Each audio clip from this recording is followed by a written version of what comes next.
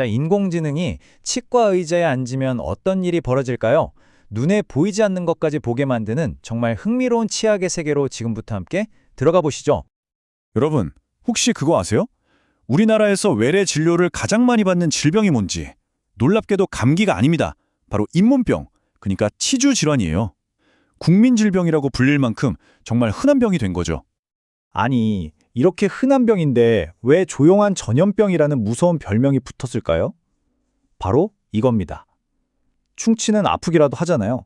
그런데 잇몸병은 정말 심각해질 때까지는 별다른 통증이 없다는 거. 이게 가장 큰 문제예요.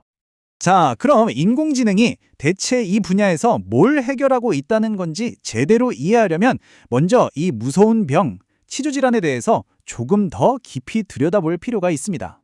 우리가 흔히 잇몸병이라고 부르는 것에는 사실 두 단계가 있어요. 바로 치은염과 치주염인데요. 이 둘의 차이가 정말 중요합니다. 치은염은 말 그대로 잇몸, 그러니까 부드러운 살에만 염증이 생긴 초기 상태예요.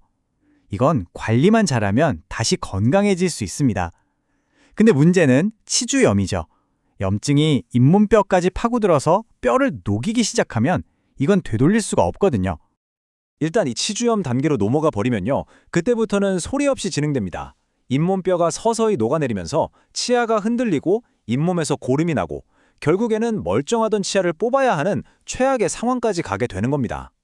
아니, 이렇게 무서운 병이면 빨리 발견하는 게 중요할 거 아니에요. 그렇죠? 그런데 이 숨어있는 병을 찾아내는 전통적인 방법이 생각보다 훨씬 원시적이고 또 환자 입장에서는 꽤나 고통스럽습니다. 치과 가보신 분들은 다 아실 거예요. 의사 선생님이 뾰족한 금속 기구, 우리가 흔히 꼬챙이라고 부르는 걸로 잇몸을 쿡쿡 찔러보는 검사요. 이게 바로 잇몸 주머니 깊이를 재는 건데 이걸 치아 하나하나 최대 32개를 다 해야 하는 겁니다. 생각만 해도 아찔하죠. 시간도 오래 걸리고요. 원광대의 이재용 교수님 말씀처럼 이게 정말 아픈 검사거든요. 환자분들이 굉장히 힘들어하세요. 아니, 잇몸이 이미 아파서 병원에 갔는데 그 아픈 곳을 뾰족한 걸로 찌르니까 얼마나 고통스럽겠어요. 이게 바로 핵심적인 문제인 겁니다. 그리고 더 무서운 건 겉으로 보이는 게 전부가 아니라는 사실이에요. 빙산의 일각처럼요. 치아는 겉보기에 멀쩡해 보여도 그 아래 잇몸뼈는 이미 심각하게 녹아내리고 있을 수 있거든요. 이걸 맨눈으로 알아내기란 거의 불가능에 가깝습니다. 자, 바로 이 지점에서 구원투수처럼 인공지능 AI가 등장하는 겁니다. 더 이상 아프게 찌를 필요 없이 아주 강력한 분석의 눈으로 이 문제를 해결하는 거죠. 여기서 쓰이는 기술이 바로 딥러닝인데요. 이게 뭐냐면 인공지능이 마치 사람의 뇌처럼 수십만 장의 치과 엑스레이 사진을 보면서 스스로 학습하는 거예요. 그러다 보면 베테랑 의사도 미처 발견하지 못하는 미세한 패턴까지도 찾아내는 경지에 이르게 되는 거죠. 그래서 AI가 뭘 할 수 있느냐? 핵심은 이겁니다. 엑스레이 사진 한 장 딱 찍으면 AI가 단 몇 초 만에 스캔을 끝내요. 그리고는 여기 뼈가 이만큼 녹았네요. 이쪽에 충치가 보입니다. 여기 치아 뿌리 끝에 염증이 의심되는데요? 하고 바로 알려주는 겁니다. 가장 중요한 건 이 모든 과정에서 환자는 아무런 고통도 느끼지 않는다는 거죠. 대단하죠? 자, 이렇게 AI 덕분에 병을 조기에 그리고 고통 없이 진단할 수 있게 됐어요. 그런데 여기서 끝이 아닙니다. 만약 병이 너무 진행돼서 어쩔 수 없이 치아를 뽑고 임플란트를 해야 하는 상황이라면 또 다른 거대한 문제가 기다리고 있습니다. 상상해보세요. 전 세계에 임플란트 만드는 회사가 수백 개가 넘고요. 거기서 나오는 임플란트 종류는 수천 가지에 달합니다. 정말 어마어마하죠. 이게 왜 문제냐면 마치 자동차 부품 같은 거예요. 자동차 엔진을 고쳐야 하는데 세상에 호환 안 되는 독자 규격 엔진 부품이 수천 개나 있다면 어떻겠어요?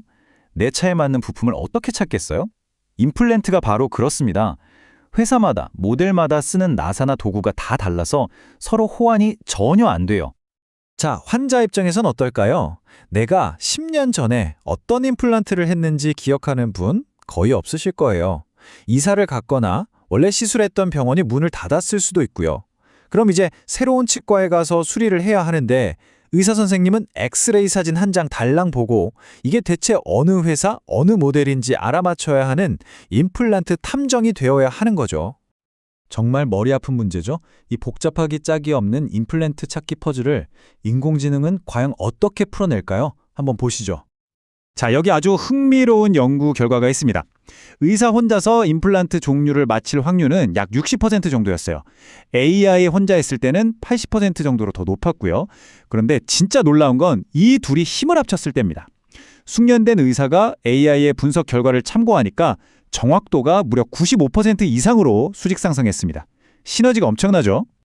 하지만 여기서 아주 중요한 전제 조건이 있습니다.